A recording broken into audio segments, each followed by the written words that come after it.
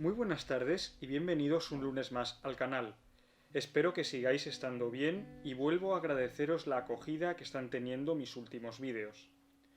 Hoy quiero hablaros de un tema que muchos de vosotros lleváis tiempo pidiéndome que explique.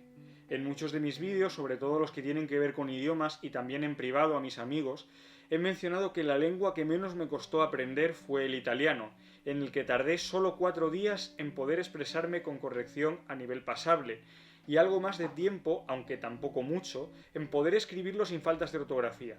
Para muchos puede parecer increíble, pero yo os juro que no es así. Lo primero que hay que entender cuando yo hablo de este tema es que, como he explicado en otros vídeos, la condición de síndrome de Asperger, a mí en particular, me ha desarrollado las áreas del cerebro que tienen que ver con el lenguaje y la comprensión de palabras, es decir, la zona parietal y las áreas de Broca y Wernicke. Gracias a eso, mi capacidad auditiva y fonológica tuvo un desarrollo bastante más temprano de lo normal, y es la causa, por ejemplo, de que no tenga acento en ninguna de las lenguas que hablo, porque converse con quien converse, adapto mi habla y mis expresiones a quien quiera que sea mi interlocutor. Explicado esto, también hay que explicar otra cosa. Yo aprendí italiano porque desde muy pequeño me fascinó la figura de Juan Pablo II, y de ahí provienen la mayoría de las teorías sobre cómo aprendí el idioma por parte de amigos y familiares. Sabéis que le tengo una devoción fuera de toda duda, y que fue por él por lo que decidí hacerme sacerdote. Por razones que no vienen al caso exponer aquí, también he podido llegar a tener una relación muy cercana con mucha gente que lo conoció, y a raíz de eso llegó la lengua.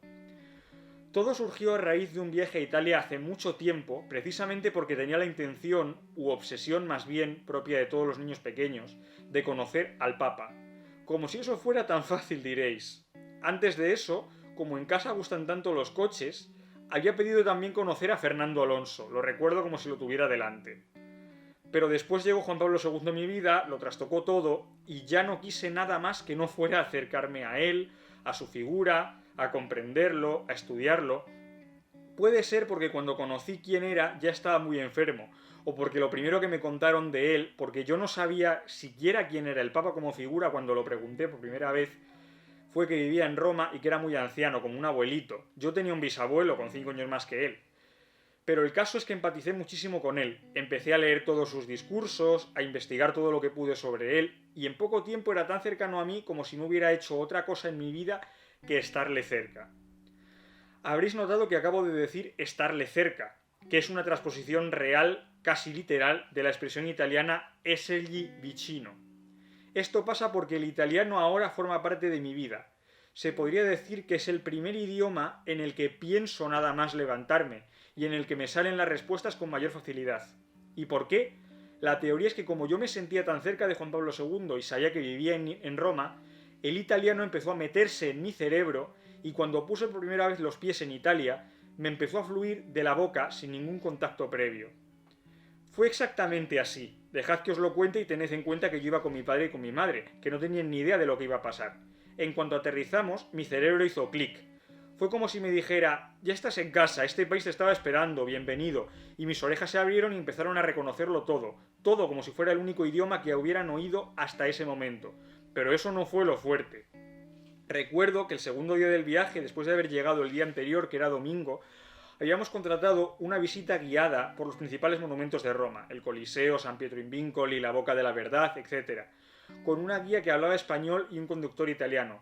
Bien, yo conocí a esas dos personas en el salón del hotel, mientras mis padres se preparaban para salir, y en 5 minutos ya me las había ganado, porque le pedí a la guía ver sitios de Roma que nadie incluiría en una visita guiada, las cuevas de Cerveteri o las catacumbas de San Calixto, por ejemplo. Todo eso está fuera de Roma. Pero lo impresionante vino después. No me preguntéis por qué, pero la visita que estábamos haciendo en castellano después de la segunda iglesia que vimos me aburría enormemente. Cada vez me sentía más cómodo escuchando italiano. Mis oídos seguían reconociéndolo y fue en ese momento cuando la guía, que notaba que no la estaba escuchando, se volvió hacia mí y me dijo Saverio, porque ella fue la primera en llamarme así. Bueno, ya no, el conductor de la furgoneta en la que íbamos que no hablaba ni palabra de español. ¿Prefieres que haga la visita en español o en italiano?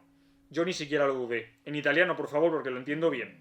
Y allá que se fue la guía y yo asintiendo y haciendo preguntas en una lengua que no era la mía a un nivel sorprendentemente fluido para el tiempo que era cuando no hacía ni 2 días que estaba en Roma.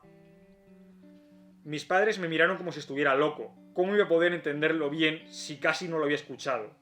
Pero prueba de ello fue que cuando volvimos a la furgoneta para seguir con la visita, yo ya estaba hablando con la guía y con el conductor, que no dejaba de decir 2 cosas: bravo y porca miseria, que quizás sea la frase más conocida de los italianos. Mientras mis padres se miraban entre ellos y seguramente pensaban: ¿de dónde habrá sacado este niño el italiano si no llevamos aquí ni 2 días y antes no le habíamos oído hablar? Bueno, no es exactamente así. La semana anterior nos habían visitado un grupo de monjas de Fátima en Portugal que hablaban italiano y me acuerdo que me enseñaron la palabra máquina, coche, y la conjugación del verbo potere, pero eso no bastaba ni de lejos. Sea como fuere, el caso es que 2 días después se acabó el viaje, cuya parte más especial no voy a explicar aquí porque no viene al caso, y yo volví a casa con la convicción de que Italia iba a formar parte de mi vida, de una manera hasta entonces desconocida. Me dediqué a leer todo lo que caía en mis manos en italiano, a pulir el idioma que mi cerebro ya reconocía como propio, y cuando pasaron 6 meses escribí en italiano a la misma guía, diciéndole que recordaba el país con cariño y que esperaba regresar pronto. Aún recuerdo que cometí una sola falta de ortografía, una sola. Puse expresarmi en vez de exprimermi, que es el verbo correcto, al hablar de que mi italiano aún no era perfecto, pero que podía expresarme muy bien. Desde entonces ha habido incontables viajes a Italia, muchos amigos italianos, ocasión de practicar el idioma todos los días, aprendizaje de otros idiomas a través de ese, y por supuesto la afirmación de mi propia identidad italiana. Puedo decir sin miedo a equivocarme que me siento más en casa en ese país que en cualquier otro que conozca, y conozco muchos. Por eso, por mi total identificación con Italia, escogí italiano como materia optativa en la universidad y no fui a casi ninguna clase, porque no creí necesitarlas y acerté. Por eso ahora, gente que lleva 30 años viviendo en Roma me dice que yo hablo italiano incluso mejor que ellos, con acento italiano y un vocabulario más propio del siglo XVIII que de las personas de hoy. Por eso escribo todos los borradores de todo lo que tenga que hacer en esa lengua, porque mis pensamientos salen de mi cabeza en italiano y a toda velocidad. Por eso los propios romanos me preguntan de qué barrio soy cuando hablo con ellos. En definitiva, ¿por qué aprendí italiano tan rápido y por qué a partir de ese momento se ha convertido en una pieza esencial de mi vida? A la primera pregunta no puedo responder con exactitud porque yo mismo me lo he preguntado cientos de veces sin encontrar una respuesta que me convenza, pero a la segunda sí. Y os respondo, porque Juan Pablo II, mi abuelo Carol, el que ha estado cuidando desde el cielo de mí desde que murió, así lo ha querido. Porque desde aquel primer viaje, desde su muerte diría yo, casi todas las personas importantes a las que he conocido en mi vida han venido de Italia y me han permitido mantener el contacto con esa tierra, y nunca podré agradecérselo lo suficiente.